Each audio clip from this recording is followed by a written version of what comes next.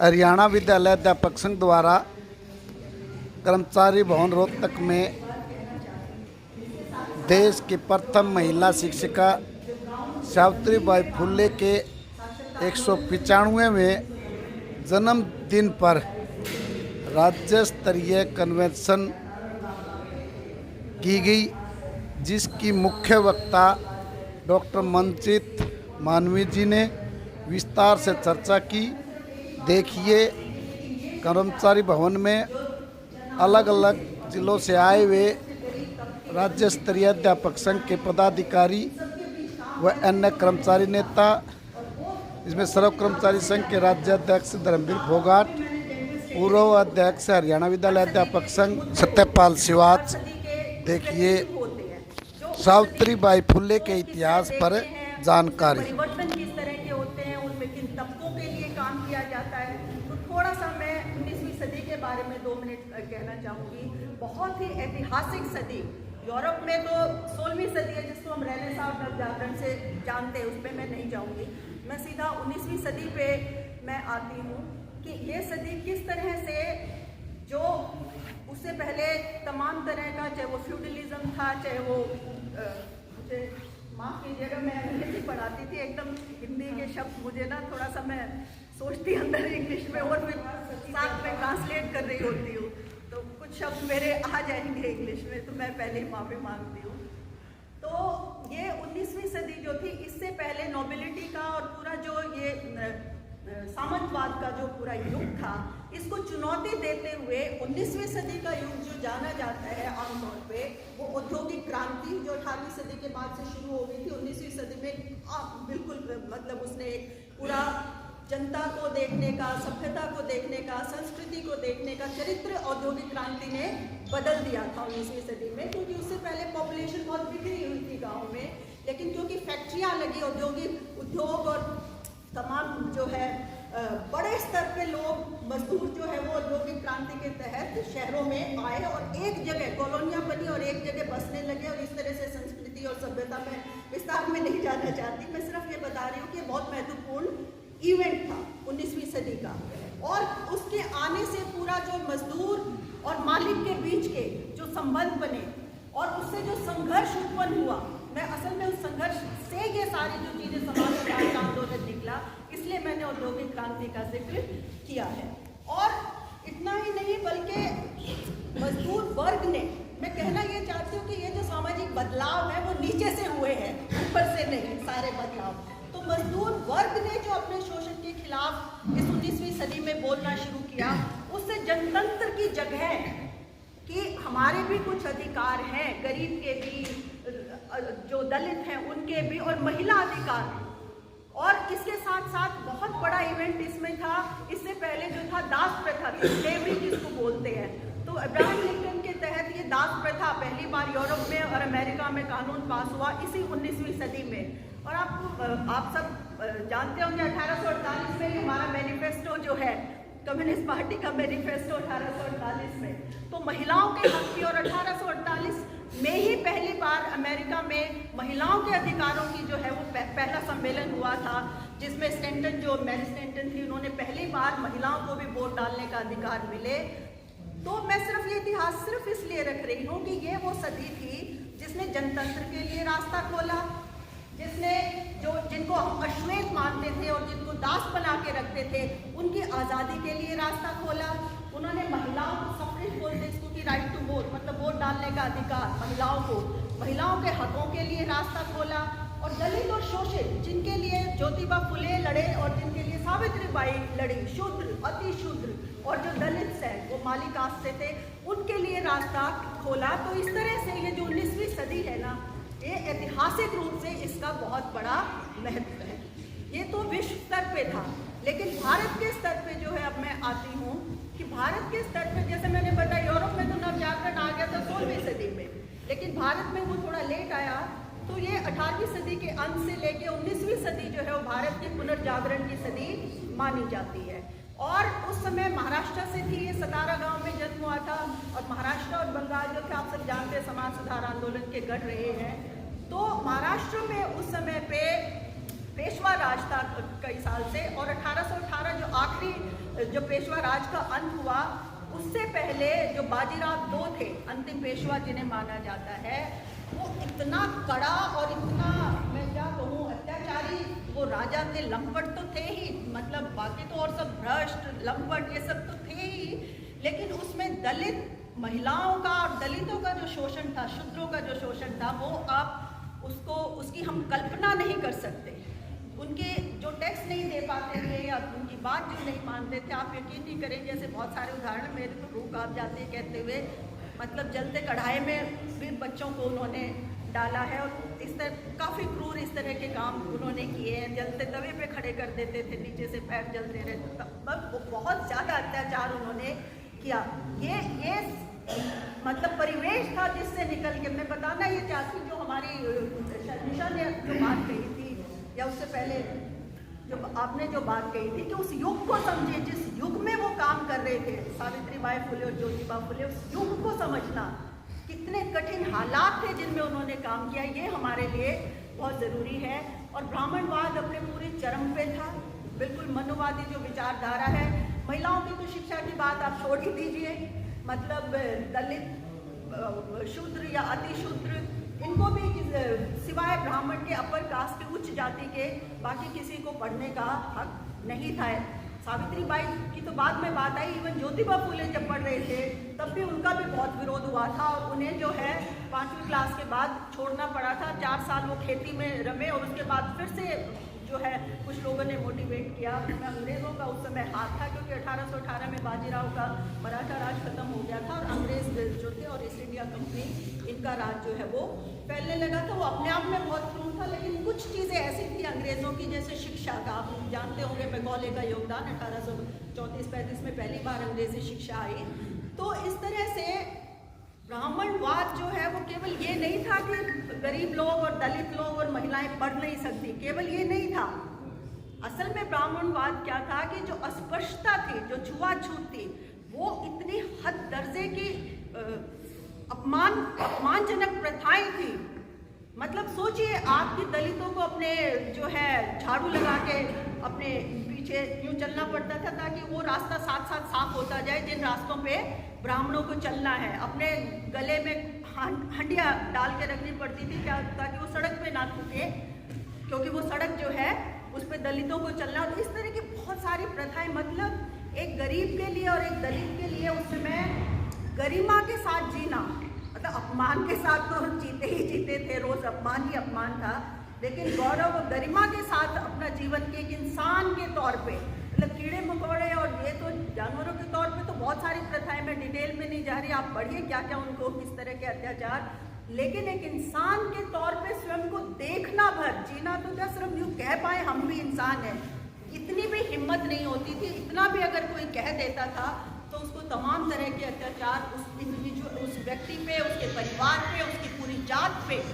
उनको ढहाए जाते थे। ये वो समय था जिसमें ज्योतिबा फुले ने काम किया। तो ऐसे माहौल में 1831 में सतारा गांव में सावित्रीबाई फुले का जन्म हुआ। अब सावित्रीबाई फुले जो थी वैसे साधन संपन्न परिवार से थी, मुखिया थे उनके पिता, सबसे बड़ी लड़की थी अपने पिता की, और बहुत दबंग तरह की लड़की थी। मतलब डरती नहीं थी किसी से, खूब हंसती गाती, खेतों में काम करती, पेड़ पे चढ़ती, कुएं में कूदना, रैक पे खड़े होकर, थोड़ी शैतान किस्म की, मतलब डर नहीं था उनके में, क्योंकि साधन संपन्न परिवार से थी, किसान परिवार से थी। मुखिया थे पिता, तो बड़ी लड़की थी मुखिया की, तो वैसे यूँ था भी रौब है गांव में, ऐसे जाना जाता था उनके कि, और उन्होंने जो ज्योतिबा फुले का नाम रखा शेठ जी का मतलब ही यही है, रौब वाला, मतलब खुद भी रौब वाली थी। और मतलब सिर्फ ये नहीं कि महिला के तौर पे, वहाँ लड़के बिल्कुल छोटी थी, अगर लड़के भी आपस में किसी दूसरे लड़के को छेड़ रहे हैं तो तुरंत हस्तक्षेप करके, और उनको वहाँ से जो अगर किसी भी दलित या गरीब लड़के का अपमान किया जा रहा है तो तुरंत हस्तक्षेप करती थी। और लड़कों में भी ये था कि सावित्रीबाई जब दिख जाए, मैं छोटी सी तब की बात कर रही हूँ, 4-5 साल तक की, वो दिख जाए तो भाग लेते थे कि हाँ अब ये ज़रूर जो है लड़ाई करेगी हमसे और हमारा मतलब हमें पीटेगी। मतलब इस तरह की दबंग महिला शुरू से ही थी, उनका चरित्र जो था शुरू से ही, उनका व्यक्तित्व जो था। और कमाल की बात यह है, मैं आपको बार बार कह रही हूँ, हम उस युग को समझें, क्योंकि उनकी शैतानियों से, उनके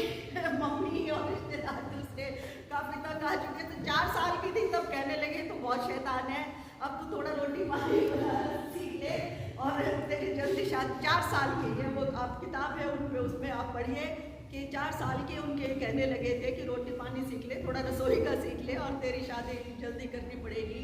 और 5.5-6 साल की थी तो खेत का सारा काम हो, चाहे फसल से जुड़ा है, चाहे रहट से, चाहे सिंचाई से, किसी भी तरह का दूध दूना है, तमाम तरह के जो खेती से पशु पालन से जुड़े हुए काम जो थे वो 6 साल की करने लगे।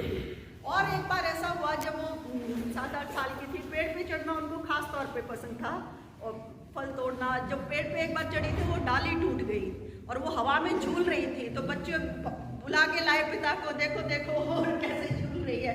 तो उसके पिता बोले, उसके माँ बाप और वो भाग के आए तो बोले इससे पहले तू कहीं गिरे, पैर वैर टूटे, तेरी शादी कैसे होगी? तो लड़की है, इसकी शादी कर दो। मतलब उस घटना से उन्होंने लगा कि इसकी तो तुरंत ही शादी करनी पड़ेगी। तो वो 9 साल की थी, उस समय तो 9 साल भी बड़ी उम्र मानी जाती थी, तो क्योंकि 5 साल 6 साल की शादियाँ 4 साल की कर ही देते थे। तो 9 साल की थी जब उनकी शादी हुई और 12 साल के थे ज्योतिबा फुले जब दोनों का विवाह हुआ। अब आप सोच सकते हैं 9 साल की बच्ची, मतलब शादी के पूरे मायने वो नहीं जानती थी, लेकिन वो यूँ खुश थी कि चलो शहर में जाएगी। और उसको यूँ बताया था कि वो तो बहुत किताबें पढ़ते हैं, बस किताबें ही पढ़ते हैं वो। तो यूँ था कि हाँ शहर में जाऊंगी, हो सकता है किताबें का कुछ ज्ञान जो है, क्योंकि उससे पहले एक बार ऐसा हुआ था जब वो ऐसे धमा चौकड़ी किसी जगह कर रही थी तो वहाँ एक ईसाई मिशनरी लोग थे और उन्होंने उसको बुलाया और पूछा कि, क्योंकि वो कई बार उसे देखते थे ऐसे शैतानियाँ करते हुए, तो उन्होंने बुला के उसको कहा कि ये किताब देखो। तो वो बोली मुझे तो पढ़ना नहीं आता। तो उन्होंने कहा ईसाई मिशनरी ने कि बेशक पढ़ना ना आता हो, इसके चित्र देखो, तुम्हें इसके चित्र बहुत अच्छे लगेंगे। और सावित्री बाई ने वो किताब फिर अपने पास रखी। जब शादी हुई तब भी वो उस किताब को अपने साथ लेके आई और जब पढ़ना आ गया उसे तब उसने उस किताब के मायने पढ़े। तो किताबों से उनको प्यार था शुरू से, ऐसा नहीं था, लेकिन पढ़ना उनको शादी के समय पे नहीं आता था, वो ज्योतिबा फुले ने उनको सिखाया। लेकिन जब उनकी शादी हो रही थी तब भी उनको यूँ नहीं था कि हाँ ये शादी है, दुल्हन को ऐसे शर्माना है, या मतलब वो तमाम चीज़ें नहीं थी। बल्कि शादी वाले दिन में बड़ी रुचिकर एक घटना है, उनकी साड़ी में कोई कीड़ा चला गया, तो वो इधर दूल्हा बैठा और वो चिल्ला रही है जोर जोर से, अरे निकालो ये कीड़ा निकालो। तो उसकी माँ और सारे कहने लगे कि इधर दूल्हा बैठा है और तुम इतनी जोर जोर से जो है चिल्ला रही हो और तुम तो नाक कटा दी हमारी। तो सब वो ज्योतिबा फुले बोले कि कीड़ा क्या सिर्फ लड़की को ही काट सकता है, लड़की को भी कीड़ा काट सकता है, इसको कीड़ा काट कर अंदर ले जाओ, नाक कटाने का क्या सवाल है इसमें, कीड़ा काटेगा तो कोई चिल्लाएगा ही। तो शुरू से ही उनका जो संबंध था बहुत, मतलब ज्योतिबा फुले जो थे बहुत ही सेंसिटिव, ना केवल वो सामाजिक मुद्दों पे बल्कि एक इंसान के तौर पे, इंसानियत के जो गुण थे, मानव मूल्य जिनको हम बोलते हैं, मानव साह, सेंसिटिविटी जिसको, संवेदनशीलता, तो शुरू से ही वो बहुत संवेदनशील व्यक्ति थे। शादी हो गई, अच्छा उसको ज्योतिबा फुले तो अपने पढ़ने पढ़ाने में ही उस समय व्यस्त रहते थे। जैसा मैंने बताया कि 4वीं-5वीं के बाद उनकी पढ़ाई छुटवा दी कि दलितों का पढ़ना, किसने बताया, कोई माली जाति से थे, वो पिछड़ी जाति से थे। तो 3-4 साल उन्होंने खेतों में और तमाम दूसरे काम किए, लेकिन फिर जो है एक वो सरकारी ऑफिसर थे अंग्रेज़, उन्होंने कहा कि भाई मेरी इच्छा तो बहुत होती है लेकिन मुझे जो ये ब्राह्मण इजाज़त नहीं देते। तो उन्होंने कहा कि नहीं, हमने एक स्कूल खोला है, उसमें आप आइए और आप कितना भी विरोध हो लेकिन आपको पढ़ने की इजाज़त मिलेगी। तो दोबारा से फिर उन्होंने, इसीलिए जब वो 20 साल के थे तब जाके उन्होंने मैट्रिक की थी, क्योंकि बीच में उनकी पढ़ाई छूट गई थी। तो शादी जब हुई तो वो बहुत ज़्यादा मतलब किताबों में व्यस्त रहते थे और सावित्री बाई जो थी वो अपना अकेली रहती थी, क्योंकि सास थी नहीं, मदर सास की डेथ बहुत जल्दी हो गई थी और घर पे और कोई महिला नहीं थी उनके घर पे उस समय, वो अकेली थी।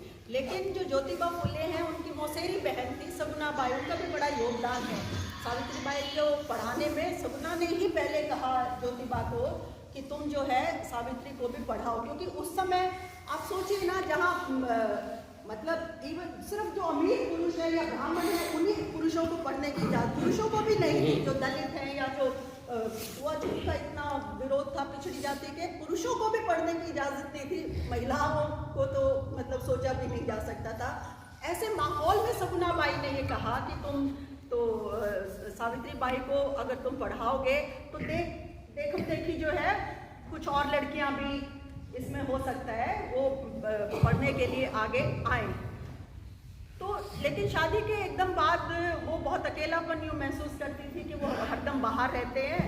और एक दिन वो सफाई कर रही थी, ऐसे और ऐसे किताबों को निहार रही थी, तो ज्योतिबा ने कहा कि किताबें पसंद है तुम्हें? उसने कहा हाँ, लेकिन मैं पढ़ नहीं सकती। बोले अच्छा तुम सुन तो सकती हो, मतलब मैं तुम्हें इन किताबों को पढ़ के सुनाया करूँगा।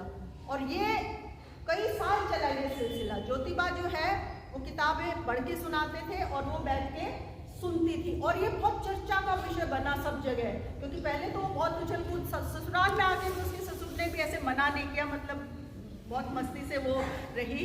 तो बाद में लोग कहने लगे अरे तू तो बाहर इतना आती थी, अब क्या हुआ, बाहर नहीं निकलती? बोली नहीं, अब वो मुझे पढ़ के सुनाते हैं और मैं सुनती हूँ। तो ये बात बड़ी अजीब लगी सबको कि वो किताबें पढ़ के सुनाते हैं। ऐसा तो हमने सुना नहीं कि कोई पति जो है पत्नी को किताबें पढ़ के सुनाता है और वो सुनती है। बोली ये साल 2 साल के मामले हैं, बच्चे हो जाएंगे, सब ये किताब जो है दरी की दरी रह जाएगी। एनीवे मतलब वहाँ से अच्छा वो किताबें पढ़ के सुनाना केवल पढ़ के सुनाना नहीं था, बीच बीच में तमाम विषयों पे बातचीत होती थी, जो भी चर्चाएं होती थी उस समय के सामाजिक मुद्दों पे, धर्म क्या है, ब्राह्मणवाद क्या है, इन सभी मुद्दों पे लगातार बातचीत होने लगी सावित्री बाई और उनके बीच में। तो जब बातचीत लगातार होने लगी तो उन्होंने कहा, उनकी पढ़ने की इच्छा पैदा हो गई। तो एक बार सगुना बाई और एक और महिला है फातिमा शेख, असल में इन तीनों ने मिलकर काम किया। हम सावित्री बाई को जानते हैं, फातिमा शेख का भी बहुत बड़ा योगदान है। 9 जनवरी को उनका भी जन्मदिन है, उसमें मैं बाद में आऊँगी। तो जब उन्होंने देखा पढ़ने का शौक है तो उनके लिए वो एक दिन किताब और कॉपी, किताब, पेंसिल सब लेके वो आ गए और उनको पढ़ाना शुरू किया। उसके बाद क्या हुआ, जब उन्होंने पहला स्कूल खोला 1848 में पहला स्कूल, लेकिन मैं ये बताना चाहती हूँ कि वो पहला स्कूल ज्योतिबा ने जो खोला उससे पहले ईसाई मिशनरियों ने कई बार स्कूल खोले कई जगह। 1830 में खोला, 1833 में खोला, अंग्रेज़ों ने भी कई स्कूल खोले और ईसाई मिशनरियों ने भी कई स्कूल खोले बच्चों को और महिलाओं को पढ़ाने के। लेकिन वो कुछ दिन चलते, साल 6 महीना, और फिर तमाम आसपास के विरोध के कारण वो बंद हो जाते। लगातार कई बार ऐसा हुआ कि स्कूल खोले और बंद हो गए, क्योंकि एक तो लड़कियों को कोई भेजता नहीं था। अभी मैं उनके जो शिक्षा, एक शिक्षिका के तौर पे जो योगदान है उस पर मैं आ रही हूँ। तो बहुत बड़ी चुनौती थी लड़कियों को उस समय पे पढ़ने के लिए भेजना, क्योंकि ब्राह्मणवाद और मनुवाद ने यही सिखाया था कि लड़कियां जो, महिलाएं जो पाप का स्रोत है ना, और अगर वो पढ़ेंगी तो वो और पाप करने के नए नए तरीके जो है उन्हें आ जाएंगे। यहाँ तक भी खुद सावित्री बाई को ये बता रखा था कि अगर तुम पढ़ोगे तो विधवा हो जाओगी तुरंत, क्योंकि जो महिलाएं पढ़ती है उनके पति की मृत्यु हो जाती है। तो ज्योतिबा ने जब किताब ला के दी तो वो रोने लगी। उसने कहा छी छी छी, नहीं आप नहीं रहोगे, आपकी मैंने तो सुना है अगर मैं पढ़ूंगी तो पति की मृत्यु हो जाती है। तो उन्होंने समझाया कि नहीं ऐसा नहीं है। उन्होंने कहा कि चलो देखते हैं मेरी होगी या नहीं। तब भी वो बोली जब हो ही जाएगी मृत्यु तो मैं देखूंगी क्या।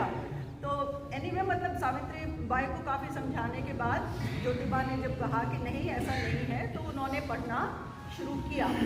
और उसके बाद उनकी रुचि इतनी ज़्यादा हो गई पढ़ने लिखने में, और ये सारा जब पढ़ाई लिखाई की, इधर से फातिमा शेख, सगुना बाई जो उसकी मौसेरी बहन थी, और फातिमा शेख जो थी वो उस्मान शेख जो जिन्होंने बहुत सारे आश्रम खोले, वो उस्मान शेख थे जिन्होंने जगह दी। मैं ये बताना चाह रही हूँ कि ये जो योगदान है ज्योतिबा फुले का, इनके आसपास काफ़ी लोग थे जिन्होंने, किसी ने जगह दी, किसी ने पढ़ाने का काम किया, किसी ने जो है कुरीतियों के खिलाफ। तो ये पूरा ग्रुप था। इसके नेता जो थे वो ज्योतिबा फुले थे, लेकिन ये बहुत बड़ा ग्रुप था ये। उसमें कुछ अंग्रेज भी थे और उसमें कुछ ईसाई मिशनरी भी थे, जैसे ये सिंथिया फरार है।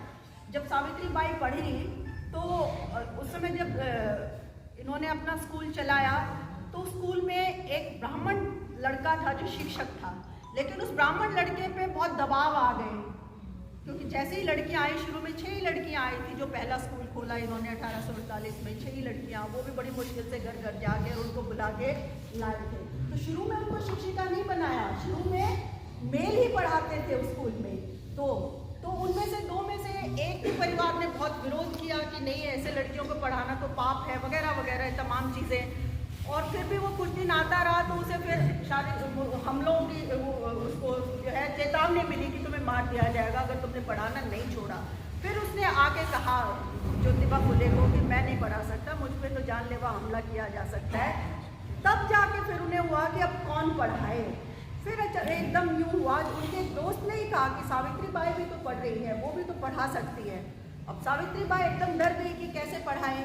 फिर ये हुआ कि इनको पढ़ाने के लिए थोड़ी सी टीचर्स ट्रेनिंग अहमदनगर में ये भी ईसाई मिशनरी थी सिंथिया फराह, अहमदनगर में वो टीचर्स ट्रेनिंग सेंटर चलाती थी। और उस टीचर्स ट्रेनिंग सेंटर में फिर सावित्री बाई, चौथी पास थी सावित्री बाई, लेकिन उस समय चौथी पास जो है वो शिक्षिका उनको बाकायदा फॉर्मल औपचारिक तौर पे उनको शिक्षिका माना जाता था। तो टीचर्स ट्रेनिंग कोर्स में उसको भेजा गया और वहाँ जो है फातिमा शेख भी जो है वहाँ उस ट्रेनिंग सेंटर में अहमदनगर के वहाँ फातिमा शेख उन्हें मिली।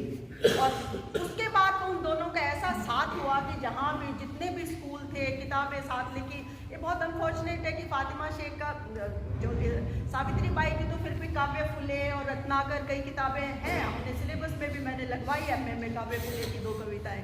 लेकिन फातिमा शेख का लिखा हुआ, जबकि वो उर्दू की बहुत अच्छी शायरा भी थी और उसके विचार तो बहुत ही आगे के विचार थे, लेकिन उनके द्वारा लिखा गया कोई साहित्य फातिमा शेख के द्वारा प्रिजर्व नहीं कर पाए, इसलिए उनके बारे में थोड़ा कम जानते हैं। लेकिन उनका योगदान बहुत बड़ा है सावित्री बाई के साथ साथ। तो वहाँ से टीचर्स ट्रेनिंग लेके दोनों जो है वो स्कूल में उन्होंने पढ़ाना शुरू किया। अब पढ़ाना शुरू किया, वो तो आप जानते हैं इस रागनी में भी लिखा है कि जब वो आई, स्कूल दूर था, चल के जाना पड़ता था, तो बिल्कुल जैसे कहते हैं ना तमाशा उसको बना दिया। लड़के पुरुष सब साथ साथ चलते कि देखे कैसे पहुंचेगी, पत्थर गोबर फेंकना ये सब फेंकना ये तो आम बात थी। लेकिन मतलब वो 2 साड़ी लेके जाती थी, एक जाके वहाँ बदलती थी, और क्योंकि एक साड़ी को तो इतना गंदा कर देते थे गोबर पत्थर सब फेंक के, वहाँ स्कूल में जाके वो बदलती थी। वो उससे भी वो नहीं घबराई। फिर क्या हुआ, उन्हें लगा कि ये तो नहीं घबराई, तो जानलेवा हमला करवाया उस पर। गुंडे जो थे एक मतलब उसको पीछे से छेड़ते रहते थे, वो चलती रहती थी, कई बार रुक जाती थी, चारों तरफ खड़े हो जाते थे सर्कल बना के। रोज ये छेड़छाड़ तो चलती ही रहती थी, लेकिन एक दिन जो है उसने हमला कर दिया 2 गुंडों ने। डरी थी वो खड़ी, उसने कहा ठीक है आप मार दो, मुझे जो करना है कर लो। लेकिन ज्योतिबा फुले को लगा कि ये सच में मतलब घातक हमला भी ये कर सकते हैं। और फिर उन्होंने एक अंग्रेज अफसर से कहा कि भाई ऐसे ऐसे है, थोड़ा सा जो कम से कम जानलेवा हमला ना हो। तो इस तरह, और लड़कियों को लाना, आप सोचिए 6 लड़कियों से और 2-3 साल में 150 लड़कियां करना, ये जो शिक्षा शब्द है, जो योगदान की जब हम बात करते हैं, मैं हैरान थी ये पढ़ के, अब भी बहुत हैरान हूँ कि उस समय पे सावित्री बाई और ज्योतिबा फुले ने जिस तरह का सिलेबस बनाया। किताबें हमने भी लिटरेसी में अपनी अलग किताबें लिखी, लेकिन वो सिलेबस जब आप पढ़ेंगे, मतलब उसमें सामाजिक आर्थिक समस्याएं उस समय के मुद्दे, धर्म क्या है, नैतिकता क्या है, अपने आसपास के हालात को हम कैसे बदले, ये चीज़ें जो आज भी हमारे सिलेबस में उस तरह से नहीं है, जीवन को सार्थक कैसे बनाएं, ये सारी चीज़ें उस समय के सिलेबस में शामिल थी। आप सोचिए मतलब जो योगदान है, और जिस तरह से वो पढ़ाया सावित्री ने, उसके तो बहुत सारी किताबों में उसके उदाहरण हैं। ऐसा नहीं था कि आते ही किताबें पढ़ाना शुरू कर देती थी, गीत सुनाती थी, कहानियाँ आपस में बातचीत करते थे, और बिल्कुल खेल खेल में उन लड़कियों के बयान है कि कभी हमें पढ़ाई ऐसे बोझ नहीं लगी। मतलब जितना पढ़ना चाहती थी वो लड़कियाँ उतना ही पढ़ाती थी, और उसको उनका जीवन के बारे में पूरी बातचीत करती, घर घर जाती। कभी कोई लड़की नहीं आई, क्यों नहीं आई, बीमार है, उसके घर मिलने जाती थी। आज करते हैं हम, कितने शिक्षक, हम सब खुद को शामिल करके। मैं ये कह रही हूँ कि आज से 150-200 साल पहले की शिक्षिका, मतलब उसका सिलेबस, उसके लिए शिक्षा का अर्थ क्या था? उसके लिए शिक्षा का अर्थ केवल क नहीं था, नाम लिखना सिखाना और ये सब नहीं था। जीवन को समझना, आसपास के हालात को समझना, और समझ के उसको बदलना, सामाजिक परिवर्तन, और पहलकदमी लेना, पहलकदमी पे बहुत जोर, उनके शिक्षा के जो पाठ थे उसमें पहलकदमी पे बहुत जोर था। तो आप देखिए कि ना केवल शिक्षा का उद्देश्य उस समय पे 1850s में, लेकिन शिक्षा की पद्धति, जिसको पेडागोजी बोलते हैं कि कैसे पढ़ाया जाए, वो पद्धति बहुत विशेष थी, बहुत यूनिक, बहुत अलग अद्भुत पद्धति थी वो। खेल खेल में पढ़ाया जाना, मतलब कभी गिट्टों से मैथ सिखाना, कभी और इस तरह की चीज़ें जो है ब्लैक बोर्ड पे का इस्तेमाल किस तरह से करना, बच्चे बोर ना हो, बच्चे जो है बीच में अपनी बात भी करते रहे, हंसते भी रहे, गीत भी गाते रहे। पूरी पद्धति जो थी वो इस तरह की थी कि 6 लड़कियों से फिर 15, 15 से 20, 20 से 30, और उसमें केवल दलितों की या अशुद्ध लड़कियां नहीं थी, उसमें ब्राह्मण लड़कियां भी बहुत सारी आने लगी, तमाम विरोध के बावजूद। एक समय तो ऐसा था कि ब्राह्मण लड़कियां ज़्यादा हो गई थी और शुद्ध लड़कियां कम थी। और 150 लड़कियां उस समय, जो लड़कों के स्कूल थे, सरकारी स्कूल जो अंग्रेज सरकार ने खोले थे, वहाँ भी 150 लड़के नहीं थे, लेकिन इनके स्कूल में जो है वो 150 लड़कियाँ थी। और धीरे धीरे पहले एक स्कूल खोला 1848 में, लेकिन फिर अगले साल दूसरा, तीसरा, और 1852 तक आते आते इनके 16 स्कूल थे। 16 स्कूल 4 साल में, मतलब एक साल में 4 स्कूल अलग अलग जगहों पे पूरी स्टेट में। और पुणे तो खैर सेंटर था ही, भिड़ेवाड़ा, जहाँ इन्होंने पहला स्कूल खोला था। मेरी बेटी पढ़ती थी पुणे में, तो मैं सारे वो स्कूल और इनका घर, और वो 2-3 बार हम गए वहाँ देखने के। बहुत सादा, बहुत सिंपल, मतलब बहुत अच्छी, एकदम सेंटर में था वो स्कूल, आने जाने का और वो सारे दिक्कत नहीं थी ज़्यादा। तो आप देखिए कि 4 साल में 16 स्कूल खोलना, और उस समय तो ईसाई मिशनरियों के स्कूल थे, अंग्रेजों ने स्कूल खोल रखे थे, तब भी स्कूलों का इंस्पेक्शन होता था, निरीक्षण होता था। और 1852 में इनको पूरी स्टेट की बेस्ट टीचर का अवार्ड मिला। बेस्ट टीचर का कैसे मिला? सभी स्कूलों का निरीक्षण हुआ, और सावित्रीबाई को पता भी नहीं था कि 2 इंस्पेक्टर आके सुन रहे हैं कि वो क्या पढ़ा रहे हैं। उसे नहीं पता था कि कोई पीछे खड़े हैं, और वो अपना जैसे रोज पढ़ाती थी। उसने शुरू किया गाने से, फिर बच्चों की बात सुनी लड़कियों की, फिर उसने पाठ पढ़ाया, फिर उसने सामाजिक समस्याएं, रीति रिवाज, उस पर बात की। और वो कम से कम 1.5-2 घंटा वो इंस्पेक्टर जो थे 2, वो खड़े रहे, देखते रहे, और वो चले गए, और उन्होंने अपनी रिपोर्ट, तब उसे पता चला कि कोई आया था और वो ये देख के गए हैं कि मैं कैसे पढ़ाती हूँ। तो आप देखिए उस समय पे इतने सारे जो पढ़े लिखे और स्कूल, इतनी तरह के जो स्कूल थे, उन सब में पूरे राज्य में इनको सबसे अच्छी शिक्षिका का स्टेट अवार्ड मिला। 52 में मिला, फिर 53 में एप्रिसिएशन लेटर मिला, फिर 54 में एप्रिसिएशन लेटर। में इसलिए बता रही थी पूरा जीवन किस तरह से उन्होंने समर्पित अपना शिक्षा क्षेत्र में कर दिया। लेकिन इसके साथ साथ एक और बात है, शिक्षा के साथ साथ इन्होंने और ज्योतिबा फुले दोनों ने, ये केवल किताबों तक बात सीमित रखते तो शायद मतलब इतने बड़े समाज सुधारक ना बनते। किताबें एक क्या कहते हैं, लॉन्चिंग पैड, मतलब किताबें शुरुआत थी, आधार था।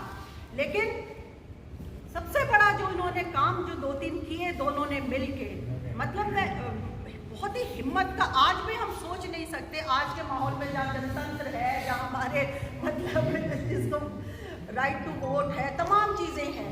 आप देखिए कि उस समय के जो रीति रिवाज थे वो क्या थे। विधवा बहुत जल्दी, क्योंकि शादियाँ बहुत जल्दी हो जाती थी, 6 साल, 7 साल, 8 साल तक, इसलिए विधवाएं बहुत थी।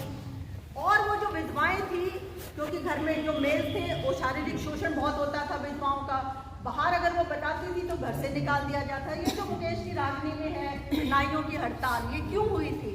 क्योंकि ज्योतिबा ने, और ये हर एक नाई के पास, हर नाई के पास किस लिए गए थे? हर दुकान में ये कहने के लिए कि ये जो विधवाएं हैं इनके बाल काटना बहुत गलत है, ये बाल कटवाना नहीं चाहती। तो शुरू में बोले हम कैसे हड़ताल करें, हमें तो ये ब्राह्मण आके, हमें तो ये आके मतलब धमकाएंगे, है ना।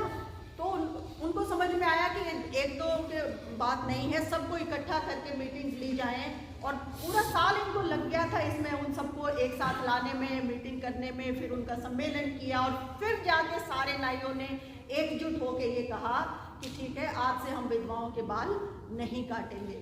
तो मैं ये नाइयों की हड़ताल आ गई मैं बात असल में कुछ और हाँ, रीति रिवाज वाला जो पूरा मामला है। तो ये जो महिलाएं, जो खासतौर पे विधवा महिलाएं हैं, इनके साथ जिस तरह का शारीरिक शोषण होता था, बच्चा पेट में आ जाता था तो वो अपने आत्महत्या कर लेती थी। इसी तरह से एक महिला जो काशीबाई है, वो नदी मतलब वो पुल से गुजर रहे थे ज्योतिबा फुले, और वहाँ उन्होंने देखा कि कूदने की तैयारी में थी काशीबाई। जो आपने अभी रागनी में सुना यशवंतराव, वो काशीबाई का ही बेटा था। वो एक विधवा थी जो कि वैसे तो ये बात हर घर में ही थी लगभग, विधवाओं का शारीरिक शोषण। उसमें कुछ छुपा जाती थी, कुछ चुपचाप बच्चे को कहीं रखाती थी, और इन्फेंटिसाइड बहुत ज़्यादा था उस समय बच्चियों को। अभी तो फीटिसाइड है ना, पैदा ही नहीं होने देते, अभी तो आधुनिक तकनीकें आ गई हैं। उस समय ये आधुनिक तकनीक नहीं थी, उस समय पैदा होने के बाद बच्चियों को मारते थे इन्फेंटिसाइड। तो अब शर्म के मारे जो है वो विधवाएं अपना आत्महत्या कर लेती, नदी में कूद जाती थी, कुएं में, या किसी भी तरह से आत्महत्याएं कर लेती थी। तो जब ज्योतिबा फुले ने ये देखा कि, तो उन्होंने उसको कहा कि मेरे घर आओ तुम, और आके कहा सावित्री बाई को कि ये अब हमारे घर रहेगी। और ऐसी बहुत सारी जो हैं विधवाएं हैं जो जिन्हें अपनी जान देनी पड़ती, कसूर तो उनका नहीं था क्योंकि उनका तो बस नहीं चलता था घरों में। तो तब काशीबाई का जो बेटा हुआ जिसका नाम यशवंतराव, और वो गोद इन्होंने लिया। और देखिए उस समय अगर बच्चा नहीं हुआ, बहुत दबाव थे ज्योतिबा पे भी और सावित्री बाई पे भी कि दूसरी शादी कर लो। लेकिन ज्योतिबा भी बहुत सिद्धांतवादी जो थे, बहुत बड़ा योगदान उनका है। उन्होंने कहा कि नहीं, मैं दूसरी शादी नहीं करूंगा, अगर हमें बच्चा ही चाहिए तो हम अडॉप्ट कर लेंगे। और इस तरह से ये काशीबाई का बेटा जो है यशवंतराव, इस पर भी बहुत दिक्कतें आई क्योंकि वो ब्राह्मण थी, वो विधवा, और ये माली थे, उसमें मैं अभी नहीं जाऊंगी।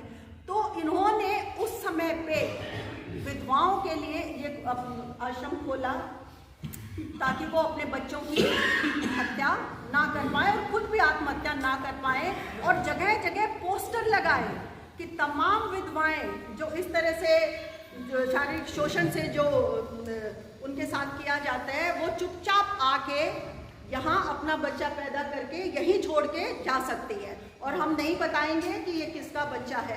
आप सोचो, आज भी कोई इस तरह का ग्रह खोलने में आज भी मतलब कितनी हिम्मत शायद कम कर पाए, कितनी हिम्मत की बात थी। और आप सोचिए इसका विरोध ब्राह्मणों ने कितना किया होगा। क्यों? क्योंकि बहुत सारी तो विधवाएं वो ब्राह्मण ही थी।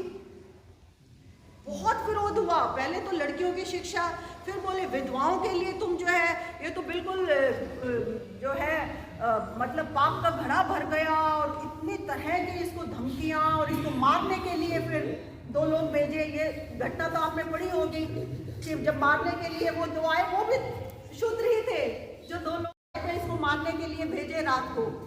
और ज्योतिबा ने कहा, जब वो अंदर आए इसके घर कूद के, तो ज्योतिबा ने कहा कि कौन हो तुम? बोले हमने तुम्हें मारने के लिए भेजा है। बोले नहीं, किस जाति के हो? बोले शूद्र है। बोले ठीक है, हम शूद्रों के लिए काम कर रहे हैं, तुम्हें मारने के लिए भेजा है तो तुम मारो, हम तो तुम्हारी भलाई के लिए ही कर रहे हैं। और उनका उस समय हृदय, जब पूरी बात हुई तो उनका ऐसा हृदय परिवर्तन हुआ कि उन 2 में से एक तो इनके अंगरक्षक बन गए, ज्योतिबा फुले के, जिन्होंने ज्योतिबा की भी रक्षा की, सावित्री बाई के भी जो साथ रहते थे, और दूसरे शिक्षा हासिल करके लेखक बन गए बहुत बड़े, जिन्होंने पूरी ग्रंथावली लिखी, जिनको मारने के लिए भेजा था, वो मतलब पैसे दिए थे।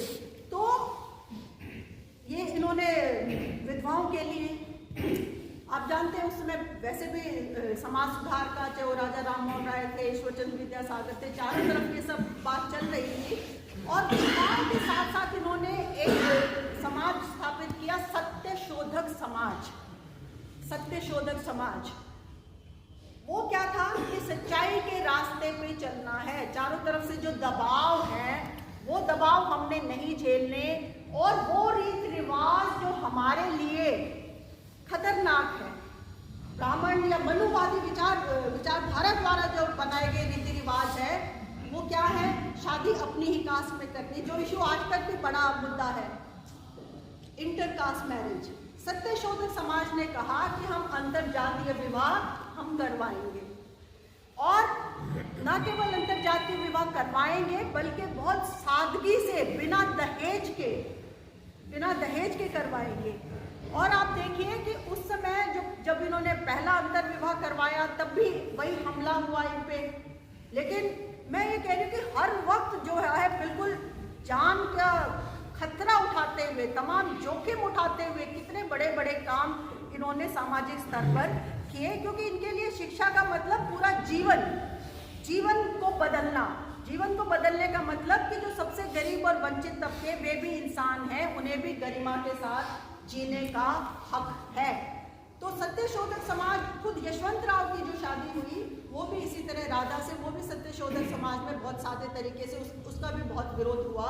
लेकिन और ज्योतिबा फुले की तो बाद में डेथ हो गई थी, इनसे 7 साल पहले 1890 में, इनकी तो 1897 में हुई। और सत्यशोधक समाज को बहुत चुनौतियाँ, वो जो मुकेश की रागनी में था कि जब उनकी मृत्यु हुई, अब आप देखिए कि जब ज्योतिबा फुले जब जीवित थे तब तो इनके भाई ने बहुत विरोध किया, इनके परिवारगण ने बहुत विरोध किया इनके सारे कार्यों का। लेकिन जब उनकी डेथ हो गई तो वो सारे आ गए कि हम अंतिम संस्कार हम करेंगे। और इस पे ही झगड़ा हो गया, कौन करेगा, कौन पकड़ेगा हत्ती को, इन तमाम चीज़ों पे 1-1.5 घंटे चलता रहा। फिर हिम्मत करके फिर वो खड़ी हुई सावित्रीबाई फुले, बोले आप सब हट जाइए, मैं दूंगी मुखाग्नि, मैं अंतिम जो संस्कार है, दाह संस्कार मैं करूंगी। और वो सब हक्के बक्के रह गए। वो बोले अभी तक तुम बर्दाश्त कर रहे थे, तुम पढ़ी, तुम शिक्षिका बनी, तुमने ये किया, अब तुम जो है, मतलब मैं बताना ही चाह रही हूँ कि किस किस स्तर पे उन्होंने जो थे वो रीति रिवाज तोड़े। और उसने कहा कि नहीं, ज्योतिबा ने, शेठ जी कहा करती थी उनको, शेठ जी ने मुझे और सत्यशोधक समाज ने मुझे एक ही बात सिखाई है कि सच्चाई के साथ, साहस के साथ सच्चाई के संग कैसे खड़ा रहा जाए। और ये विरोध और ये तो तमाम हम सारे जीवन जो है झेलते ही रहे हैं। तो शेठ जी को जो है अंतिम संस्कार मैं करूंगी, और उन्होंने किया, उन्होंने दी शेठ जी को मुखाग्नि उस समय पे 1890 में। आज भी अगर कोई लड़की देती है तो कितना विरोध होता है। और जो दलित थे उनको पीने का पानी, मजदूरों को, गरीबों को, दलितों को, आप जानते कुएं अलग अलग होते थे, हम सब जानते हैं, पीने के पानी के लिए तरसते थे। कितनी बार मजदूर जो थे आके कि पूरा पूरा दिन प्यासे हैं, हमारा बच्चा प्यासा है। तो जब इन्होंने देखा कि इतनी बुरी हालत है, इन्होंने अपने घर का जो अंदर पानी की टंकी थी, वो पानी की टंकी सबके लिए खोल दी कि यहाँ इस पानी, यहाँ आके घर पे हमारे कोई भी, किसी भी जाति का, किसी भी धर्म का, तो अंतर जातीय और अंतर धर्मीय जो गतिविधियाँ थी, मतलब बहुत सारी ऐसे रोजमर्रा के जीवन की, चाहे वो पीने की बात हो, चाहे साथ खाना खाने की बात हो, चाहे साथ पढ़ने की बात हो, चाहे अंतर जातीय विवाह हो, चाहे तमाम जीवन से जुड़े हुए मतलब पैदा होने पे जैसे लड़के को कैसे उसको सेलिब्रेट किया जाता था, या दाह संस्कार से जुड़े रीति रिवाजों, इन तमाम क्षेत्रों में इन्होंने हस्तक्षेप किया। और ये कहा कि जो शुद्र हैं और जो अति शुद्र है, जिनको आप इंसान नहीं मानते, उनको सामाजिक समारोह में किस तरह से बुलाया जाए। और मतलब अंग्रेजों के साथ मिलकर उन्होंने बहुत सारे ऐसे सामाजिक समारोह, जैसे एक मकर संक्रांति हम सब मनाते हैं, उसके इकट्ठे होते हैं, मकर संक्रांति मनाते थे, लेकिन उसमें सिर्फ ब्राह्मण और जो बड़े बड़े अफसर हैं उनकी बीवियां जो है आती थी। तो उन्होंने बाकायदा सरकार से बातचीत करके गुड़ तिल समारोह रखा, गुड़ और तिल खाते मकर संक्रांति पे। और इन्होंने वो जो इन्विटेशन, जो निमंत्रण पत्र जो बनवाया, उसमें खास तौर पे ये लिखा कि आज जो है सबको आना है, हर महिला को, चाहे वो दलित है, अति शुद्र है, किसी भी जाति की है, ब्राह्मण जाति से लेके, और सारे साथ बैठेंगे। पहली बार ऐसा था महाराष्ट्र में, उस गुड़ तिल समारोह में 5000 से ऊपर महिलाएं, बड़ी बड़ी अफसर भी थी, और बिल्कुल गृहिणी, और बिल्कुल ऐसी जो कभी घर से बाहर नहीं निकली थी, क्योंकि आप जानते हैं उस समय दहलीज लांघना अपने आप में महिला के लिए। लेकिन उस गुड़ तिल समारोह में 5000 महिलाएं आई, और आप सोचिए उन महिलाओं की खुशी, मतलब एक साथ बैठना और एक साथ सबको गुड़ और तिल बांटा गया, गीत गाने हुए। पहली बार उन्होंने अपने जीवन में, मतलब कई महिलाएं तो ऐसे हाथ लगा के देख रही थी, ये किसी अफसर की, अच्छा मतलब ये भी हम जैसे हैं, ऐसे उसमें उनको यकीन नहीं हो रहा था कि पहली बार हम इतने बड़े, मतलब अब जाहिर है जो कभी घर से नहीं निकली वो उनको तो बहुत बड़ी, उस तरह तो बड़ा छोटा कोई है नहीं, लेकिन उन्हें लग रहा था कि आज हमारा जीना जो है वो सफल हो गया, कि हम सारे, मतलब जाति प्रथा के बंधनों को तोड़ने के लिए जो ज्योतिबा फुले और सावित्रीबाई फुले का जो योगदान है ना, खास तौर पे जो वंचित समाज है, जो दबे कुचले, शूद्र, अति शूद्र महिलाओं के साथ साथ, ये इस जाति और धर्म के बंधनों को तोड़ने के लिए जो ज्योतिबा फुले और सावित्रीबाई फुले का संघर्ष है, और बनी बनाई छवियां और बने बनाए रीति रिवाज जो महिलाओं के हक में नहीं थे, जो दलितों के हक में नहीं थे, एक करके किस तरह से उन सारे रीति रिवाजों को उन्होंने तोड़ा। मैं समझती हूँ कि ये 19वीं सदी में, मतलब आज भी वो बहुत सारे रीति रिवाज हम मानते हैं, दहेज आज भी है, जाति प्रथा आज भी है, लेकिन आज से पौने 200 साल पहले आप सोचिए, मतलब विधवाओं के लिए आश्रम खोलना, और जो गैर कानून ढंग से बच्चा उसको अडॉप्ट करना, और ये कहना कि हम रखेंगे इन सारे बच्चों को, और दहेज के खिलाफ ये तमाम में सामाजिक स्तर पे ये जो सामाजिक परिवर्तन का जो बिगुल बजाया, और दूसरा कि उन्हें इंसान का दर्जा, शुद्र और अति शुद्र और पिछड़ी जाति को इंसान का दर्जा, खासतौर पे महिलाओं को, मैं समझती हूँ कि ये उस समय ज्योतिबा फुले का भी, लेकिन सावित्रीबाई फुले जो थी, ऐसा माना कि शिक्षा देखिए ज्योतिबा फुले ने दी उन्हें, लेकिन उसके बाद उनकी अपनी पहलकदमियाँ बहुत थी। ज्योतिबा जी एक काम शुरू करके, सावित्रीबाई उनकी इंचार्ज बनती थी उन स्कूलों की, वो दूसरे काम पे चले जाते थे, लेकिन उसको लगातार चलाना, उन स्कूलों को, उस आश्रम को, उन तमाम कामों को पूरा करना, ये सारा काम किया सावित्रीबाई फुले ने। लेकिन उसके बावजूद आप देखिए, उस समय ब्राह्मणवाद के खिलाफ लड़ाई थी, लेकिन पितृसत्ता भी बहुत, यथास्थितिवाद भी बहुत कड़ा था।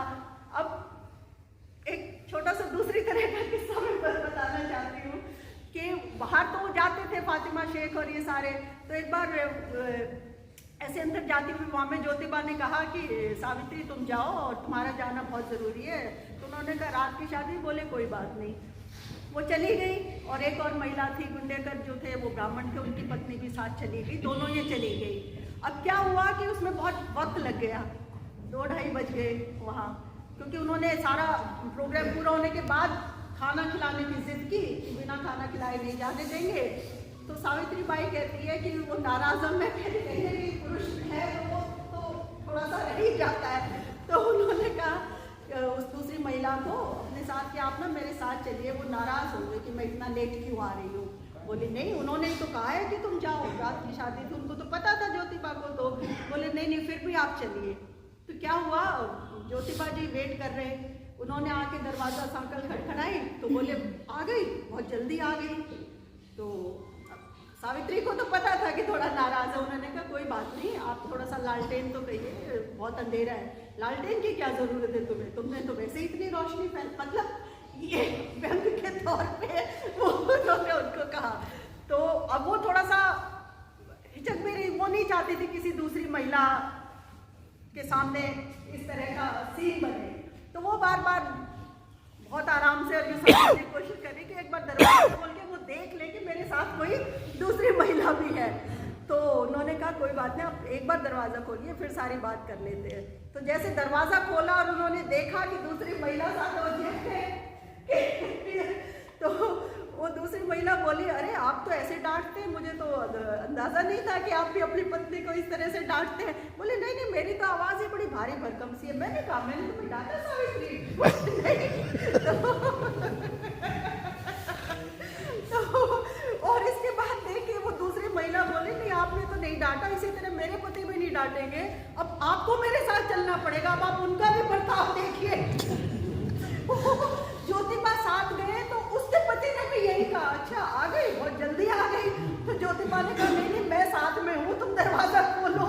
तो मेरा मतलब मैंने जब पहली बार ये घटना पढ़ी तो मुझे लगा मतलब ऑब्वियसली बहुत बड़े समाज सुधारक थे, उसमें तो कोई शक नहीं है योगदान कितना बड़ा था।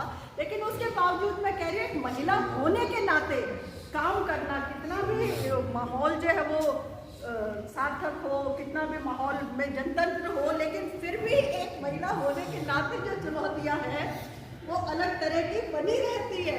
सिर्फ इसके लिए मैंने ये एक उदाहरण दिया है, मैंने उनके योगदान को कम करने के लिए बिल्कुल नहीं दिया। बहुत छोटी सी ऐसी रोजमर्रा की हुई छोटी सी घटना है, सिर्फ ये बताने के लिए कि महिला होने के नाते किस तरह के उन्हें लगातार घर पे भी। अब आप देखिए, मतलब जब वो उन्होंने स्कूल और ये आश्रम खोला तो उसके पिता के पास जो सावित्री के ससुर थे, ज्योतिबा जी के जो पिता थे गोविंद राव, उन पे दबाव आया कि ये तो एक एक करके सारे बंधन तोड़ रहे हैं और हम कैसे रहे, ये तो पाप फलाना टिमका। उन पे इतना दबाव बना दिया कि लड़की तुम पढ़े कोई बात नहीं, लेकिन सावित्री पढ़ाने जाए ये तो हम बर्दाश्त नहीं करेंगे। और उनके पिता पे इतना दबाव बना दिया कि उन्होंने कहा कि या तो तुम सावित्री को शिक्षिका ये नहीं रहेगी और या तुम घर छोड़ना पड़ेगा। मतलब उन दोनों को अपना, ज्योतिबा जी ने घर छोड़ना मंजूर किया। हालांकि दोनों ही बहुत प्यार करते थे वो, और गोविंद राव भी बहुत प्यार करते थे उनसे, बहुत अच्छे संबंध थे उनके आपस में। लेकिन उसके बावजूद उन्होंने कहा कि हमारा काम तो अब काम पे तो हम पीछे नहीं हटेंगे, और बहुत भारी मन से जो है उन्होंने घर छोड़ा। हालांकि जब वो बूढ़े हो गए, उनकी सेवा के लिए वो दोबारा आए, और सावित्री बिल्कुल पास में थी जब उनके ससुर की डेथ हुई। लेकिन मैं कह रही हूँ कि चुनौतियाँ केवल सामाजिक नहीं थी, घरेलू चुनौतियाँ भी। और ये चुनौतियाँ जब आप सबसे आपके जो करीब लोग होते हैं ना, बाहर की चुनौतियाँ हम फिर भी कई बार, ऐसा नहीं है कि बाहर की कम है या घर की कम है, लेकिन मैं ये कहना चाहती हूँ कि इंसान जो है जब इस तरह के सामाजिक कार्यों में लगता है तो उसको अपना जीवन बदलना, अपना चरित्र बदलना, खुद को लगातार सीखते हुए डेवलप होना, विकसित होना, ये बहुत ज़रूरी होता है। जब हम बाहर काम करते रहते हैं, खुद को नहीं बदलते, खुद वैसे ही बने रहते हैं। मतलब 15 साल 20 साल हम सामाजिक कार्य से जुड़े हैं, लेकिन हम दहेज ले रहे हैं, लेकिन हम महिला को रोक रहे हैं, लेकिन हम जो भी है इस तरह के काम कर रहे हैं। इसका मतलब ये है कि वो सामाजिक कार्य में हमारी कमिटमेंट हो सकती है हमारी, लेकिन फिर भी कहीं ना कहीं किसी स्तर पे हमें खुद को आलोचना की नज़र से देखना पड़ेगा। और बहुत कठिन लड़ाई है घर के अंदर वाली रीति रिवाजों को तोड़ना, ये बहुत कठिन लड़ाई, क्योंकि वहाँ हमारे सबसे अपने, सबसे जिन्हें हम सबसे ज़्यादा प्यार करते हैं, वो जुड़े होते हैं वहाँ पे। तो ये जगह हमें समझनी पड़ेगी, क्योंकि कई बार हम कहते हैं ना कि सारे कर हम करेंगे तो हम आइसोलेट हो जाएंगे। मैं ये बताना चाहती हूँ कि अच्छे काम में आइसोलेशन कुछ नहीं होता। अच्छा काम एक की शुरुआत करनी पड़ती है 2-4 को, और बहुत जने बहुत जल्दी उसके साथ आते हैं, बहुत जल्दी आते हैं, क्योंकि लोग चाहते हैं रीति रिवाज टूटे, लेकिन पहल कौन करे। तो इसलिए हमें अपना जीवन ही वो जो उदाहरण बनाना पड़ता है जो ज्योतिबा ने और सावित्री बाई ने बनाया। अगर हमारा जीवन में हम कुछ और बाहर कहेंगे ऐसे करना है और जीवन में कुछ और करें, हमारा जीवन कुछ और कर रहा है, तो उसका असर नीचे लोगों पे नहीं होता। अब आप देखिए, सावित्री 1890 में इनकी मौत हो गई ज्योतिबा की, लेकिन सावित्री बाई ने सत्यशोधक समाज और तमाम उनके कार्यों को बंद नहीं होने दिया। और अब 1897 में प्लेग जो था, बुबोनिक प्लेग, वो फैल गया, और बेटा जो यशवंत था वो डॉक्टर था, MBBS करके। तो उसने बहुत कहा सावित्री को, माँ मैं सारा संभाल लूँगा, गांव में जहाँ सारे लोग बाहर जाते हैं प्लेग में, कौन किसी को, मतलब अपनी जान बचानी मुश्किल हो जाती है। ऐसे समय पे यशवंत राव ने जो है गांव जाके, घर जाके जो है सेवा की, लेकिन सावित्री उनके साथ गई। और उसने बहुत बार कहा, माँ तुम अभी बूढ़ी हो गई हो, मैं बिल्कुल मानव सेवा के लिए हूँ, आपने मुझे इस तरह के वो दिए हैं, मेरी जो पूरी अपब्रिंगिंग है इस तरह की है। लेकिन सावित्री बाई ने कहा कि नहीं, मेरा मानव धर्म जो है, मेरी मानवता, मुझे ये मैं स्वीकार नहीं कर सकती कि लोग इतने कठिनाई में हैं और मैं घर पे बैठूं। और यही काम करते करते उन्होंने, एक बच्चा था 10 साल का, उसको गोद में लेके वो ला रही थी, तो उसे भी जो है प्लेग हो गया, और प्लेग के कारण 1897 में उनकी मौत हो गई। तो इसके सहारे में सिर्फ ये कहना चाहती हूँ कि उनका पूरा जीवन ही एक उदाहरण था। जो रीति रिवाज उन्होंने समाज के लिए तोड़े, वही अपने साथ भी, अपने जीवन में भी सारे काम उन्होंने वही किए। तो ये बहुत बड़ा मैं समझती हूँ कि एक नए समाज के निर्माण में, एक ज़्यादा जनतांत्रिक समाज, न्याय पे टिका हुआ सत्यशोधक समाज का तो नारा यही था, शिक्षा और समानता। आप देखिए उस समय में समानता, शिक्षा और समानता, केवल शिक्षा नहीं, न्याय के लिए और समानता के लिए शिक्षा। तो उन्होंने तो आजीवन सत्यशोधक समाज ने काम ही यही किया। उसमें बहुत अच्छे नाटक है, उसके सत्यशोधक समाज के ही एक सत्यशोधक नाम का नाटक है जिसमें सारे उनके काम को दिखाया गया है। इस तरह मैं सावित्रीबाई भी एक बहुत बड़ा एक घंटे का नाटक है जिसमें पूरे सावित्रीबाई के जीवन को दिखाया गया है। तो इस योगदान को मैं समझती हूँ हमें उस समय क्या वक्त था वो उसको याद रखते हुए हमें जो है कितनी बड़ी शिक्षिका की ये मांग 1916 से बहुत सारे संगठन उठा रहे हैं कि 3 जनवरी को शिक्षिका दिवस घोषित किया जाए, महिला शिक्षिका प्रथम महिला शिक्षिका का जन्मदिन है घोषित किया जाए, लेकिन सरकार नहीं मान रही। ये मांग भी उठा रहे हैं कि 3 जनवरी से 9 जनवरी, क्योंकि 9 जनवरी को फातिमा शेख का जन्मदिन है, तो पूरा सप्ताह जो है 3 से 9 जनवरी तक पूरा सप्ताह, क्योंकि आप देखिए ब्राह्मणवाद तो हमने डिस्कस कर लिया मनुवादी विचारधारा का, लेकिन मुस्लिम महिलाओं का आना उस समय पे और लड़कियों का आना वो भी अपने आप में एक बहुत बड़ी चुनौती थी, जो फातिमा शेख घर घर जाके मुस्लिम लड़कियों को लाई। और उस्मान शेख ने अपने ज़मीन अपना घर आश्रम जब खोला उसने अपना घर दिया, अपना प्लॉट दिया। तो ये उनके फातिमा शेख के योगदान को भी हमें नहीं भूलना चाहिए और 3 जनवरी से 9 जनवरी तक हमें मनाना चाहिए। बस 2 मिनट में ये तमाम जो शिक्षा के क्षेत्र में जो उनका योगदान है, आज के स्तर पे जो हमारे सामने चुनौतियाँ हैं उससे थोड़ा सा हम इसे जोड़ के देखिए। आप सब शिक्षक हैं, स्कूलों में पढ़ाते हैं, हमने भी पढ़ाया है कॉलेज में, यूनिवर्सिटी में, हम सबके सामने हम देख रहे हैं रोजमर्रा की चुनौतियाँ।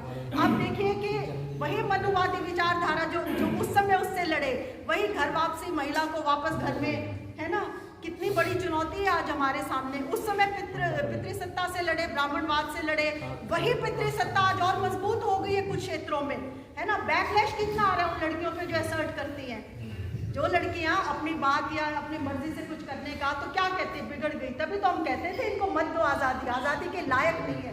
यही बात तो उस समय कही जाती थी 200 साल पहले, महिलाएं स्वतंत्रता के लायक नहीं है। यही बात तो आज कही जा रही है कि जरा से छूट दो, बिगड़ क्या है।